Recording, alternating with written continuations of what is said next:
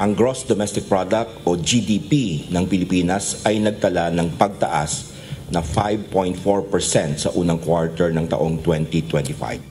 Lumago ang ekonomiya ng Pilipinas sa unang quarter ng taon.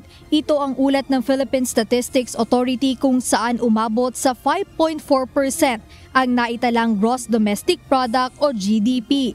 Ayon kay PSA Undersecretary Claire Dennis Mapa, pinakamalaking nag-ambag sa paglago ng ekonomiya ang negosyo tulad ng tindahan at pag-aayos ng sasakyan. Gayon din ang mga serbisyong may kinalaman sa pera at insurance, pati na ang paggawa o paglikha ng mga produkto sa pabrika.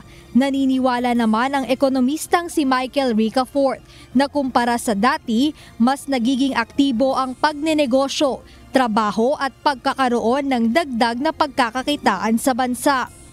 Kasi yung oportunidad nandoon Yung, lalo na, syempre, paano mo masusukat yan? Yung may mga hanap buhay o trabaho, may kita, no? Yung dagdag kita. Tapos, syempre, yung mga oportunidad, no? Pag may mga bagong investments na dumadating, nag-create yan ng maraming trabaho, kung ang negosyo nag-expand.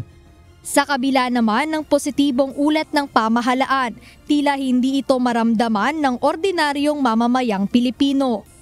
Sa akin, hindi. Kasi sa dami ng kaguluhan, ang dami ng nangyayari, ang dami mga, imbis na makatutok sa isang proyekto, hindi. Nagtatalo-talo sila eh. Nakapokus sila sa politika, hindi sila pumopokus sa pangangailangan ng taong mahihirap.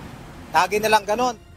Hindi. Actually, lalo na sa mga bilihin ngayon, pagdating sa bigas, sa trabaho, ramdam mo parang ang daming walang trabaho ngayon. At the same time, nahirapan sila sa araw-araw nilang pangangailangan dahil sa taas ng bilihin.